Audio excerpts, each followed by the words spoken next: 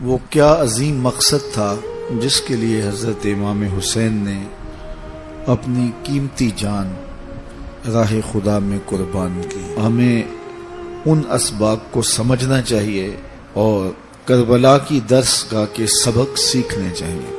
آپ کو یہ پتہ ہے کہ 60 ہجری میں یزید تخت نشین ہوا تھا اور اس نے لوگوں سے بیعت لی۔ کچھ لوگوں نے بیعت کی، کچھ لوگوں نے نہیں کی، چونکہ عام کسی شخص کا انکار وہ ایک عام انکار ہوتا ہے اور اس انکار کو اہمیت نہیں دی جاتی، لیکن خواص کا انکار اثر انداز ہوتا ہے۔ تو حضرت امام حسین رضی اللہ تعالی عنہ اگر یزید کی بیعت سے انکار کرتے ہیں تو یزید کے لیے ایک بہت بڑا خطرہ تھا، اور اگر وہ بیعت نہیں کرتے تو وہ ان کے وجود کو ختم کر دینا چاہتا تھا تاکہ خطرہ مستقل طور پر ٹل جائے۔ یزید ایک ایسا شخص تھا کہ جو فاسق تھا، فاجر تھا، قاتل تھا، اعلانیہ فسق کرتا تھا اور بہت ساری خرافات تھی اس کے اندر۔ اور اگر اس موقع پہ امام حسین بھی کھڑے نہ ہوتے، خون رسول بھی کھڑا نہ ہوتا اور قربانی دے کر یزید کو غلط ثابت نہ کرتے، تو پھر قیامت تک حق اور باطل کے درمیان امتیاز کیسے قائم ہوتا؟ بعد میں اگر کوئی یزید کے خلاف کھڑا بھی ہوتا تو یزید اور یزیدی قوتیں کہہ سکتی تھی جب رسول اللہ کی بیٹی کا بیٹا کھڑا نہیں ہوا، رسول اللہ نے جسے جوانان جنت کا سردار کہا ہے، جب وہ یزید کی حکومت کے خلاف کھڑا نہیں ہوا، اس نے قبول کر لیا ہے اور اس نے بیعت کر لی ہے، تو تم کون ہوتے ہو؟ سند جواز بن جاتی حضرت امام حسین رضی اللہ تعالی عنہ کا یزید کو قبول کرنا۔ اس لیے حضرت امام حسین رضی اللہ تعالی عنہ اس بات کو شعوراً جانتے تھے کہ میرا نہ قیام کرنا، میرا کھڑا نہ ہونا قیامت تک کے لیے سند جواز ہوگی، اور میرا کھڑا ہونا قیامت تک کے لیے ظلم کے خلاف کھڑا ہونے کی دلیل بن جائے گی۔ ترماح بن عدی بن حاتم، یہ حاتم تائی کا پوتا تھا، اس نے امام حسین رضی اللہ تعالیٰ عنہ کو ایک پیشکش کی جو تاریخ کے اوراق میں موجود ہے۔ اس نے کہا حضرت اگر آپ میرے ساتھ چلے جائیں میں چند دنوں کے اندر 30,000 کا جان نثار لشکر آپ کی پشت پہ کھڑا کر دوں گا اور آپ تک کوئی ان کی لاشوں سے گزر کے ہی پہنچے گا۔ تو حضرت امام حسین رضی اللہ تعالیٰ عنہ کو ان حالات میں یہ کوئی چھوٹی پیشکش نہیں تھی، بہت بڑی پیشکش تھی۔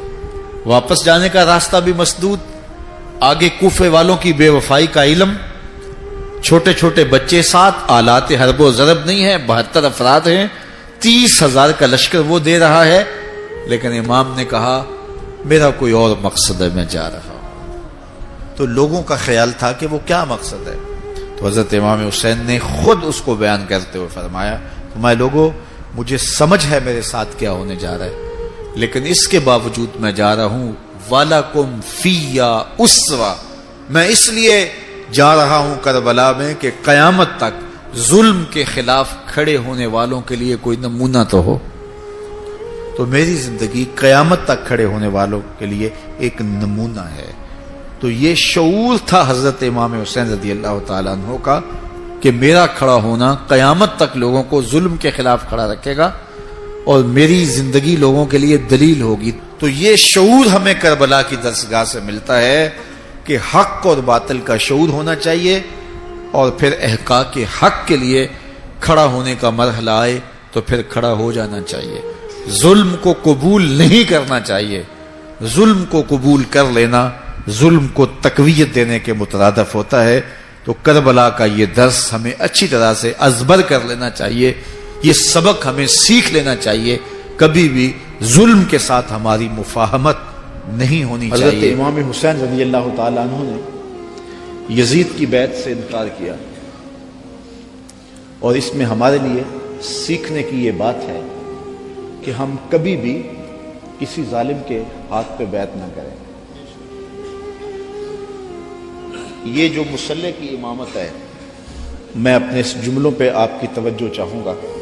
یہ جو مصلی کی امامت ہے یہ امامت صغرا ہے، چھوٹی امامت ہے، اور یہ تخت و تاج کی امامت جو ہے یہ امامت کبریٰ ہے، بڑی امامت ہے۔ ہم چھوٹی امامت کے بارے میں تو اتنے حساس ہیں کہ اگر کسی کے پاؤں کی انگلیاں بھی اٹھ جائیں تو ہم اس کے پیچھے کہتے نماز نہیں ہوگی۔ اگر کسی شخص کی داڑھی کا سائز چھوٹا ہو تو ہم اس پہ احتیاط کرتے ہیں کہ اس کے پیچھے نماز واجب الاعادہ ہے۔ تو یہاں تو داڑھی کا سائز اور انگلیوں کا لگنا اور اٹھنا بھی دیکھتے ہیں کہ نماز ہے۔ تو امامت صغریٰ میں ہماری یہ احتیاط ہے، اور جہاں امامت کبریٰ کا معاملہ آئے وہاں آنکھیں بند کر کے بیٹھ جائیں۔ تو ہمیں سوچنا ہوگا، حضرت امام حسین رضی اللہ تعالی عنہ نے فرمایا تھا وَمِثْلُنَا لَا يُبَايِعُ، یہ نہیں کہا تھا کہ میں یزید کی بیعت نہیں کرتا، کہا میرے جیسا شخص یزید کی بیعت کر کیسے سکتا ہے۔ یزید فاسق مولن تھا، یزید شراب پیتا تھا، مسلمانوں کا قاتل تھا، فاجر تھا، اور امام حسین رضی اللہ تعالی عنہ کی پرورش آغوش نبوت میں ہوئی تھی۔ تو یزید کے ناپاک ہاتھ میں امام کا ہاتھ کیسے آ سکتا تھا؟ لوگ سر بچانے کے لیے ہاتھ دے دیتے ہیں، اور امام نے ہاتھ بچانے کے لیے سر دے دیا۔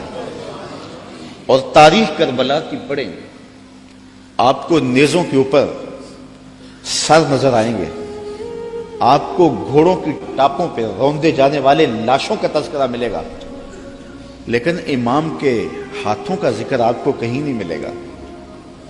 امام کا سر نیزے کی نوک پہ تھا، لاشیں گھوڑوں نے رون دیے، امام کے ہاتھ کدھر گئے؟ شاید قدرت نے اٹھا لیے ہوں کہ کوئی یزیدی امام کا کٹا ہوا ہاتھ نہ اٹھا لے، اور پھر یزید اس ہاتھ کو اپنے ہاتھ میں ڈال کر کے کہے چلو اس طرح ہی صحیح، امام کا ہاتھ تو میرے ہاتھ میں آ گیا۔ امام کی عظمت کا پہرا رب نے دیا، اور ان کی آبرو کا پہرا رب نے دیا۔ امام حسین کا کٹا ہوا ہاتھ بھی یزید کے ہاتھ میں نہیں آیا، اور اس ہاتھ کو بچانے کے لیے مدینہ چھوڑا۔ مدینہ چھوڑنا کوئی آسان تو نہیں نا، 8 دن کے لیے آج ہی جاتا ہے نا، مدینے میں رہتا ہے، اور جب چھوڑتا تو قیامت ٹوٹ رہی ہوتی۔ کسی نے پوچھا تھا عمرے اور حج کا ماجرا، تو میں نے کہا تھا کعبۃ اللہ پہ پہلی نظر مشکل ہے اور روضہ رسول پہ آخری نظر مشکل ہے۔ تو 8 دن رہنے کے بعد وہاں سے پلٹنا قیامت ہوتا ہے۔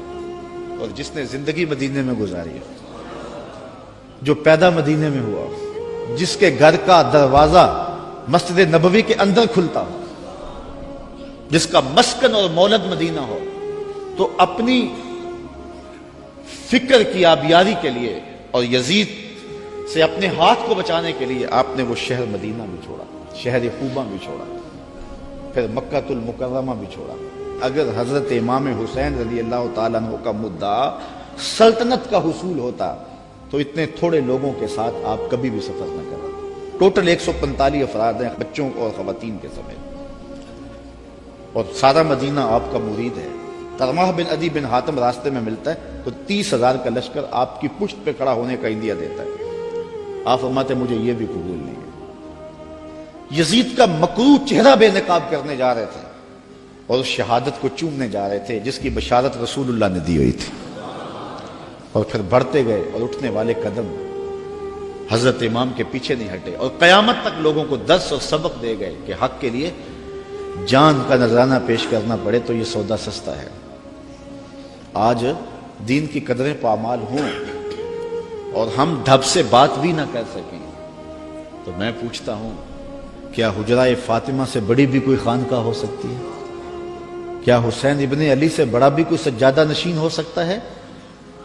تو جب انہوں نے حق کے لیے اپنا سب کچھ لٹا دیا تو مجھے اور آپ کو اپنی زندگی کی ایک ایک ساتھ کو دین کے لیے پیش کر دینا ہوگا۔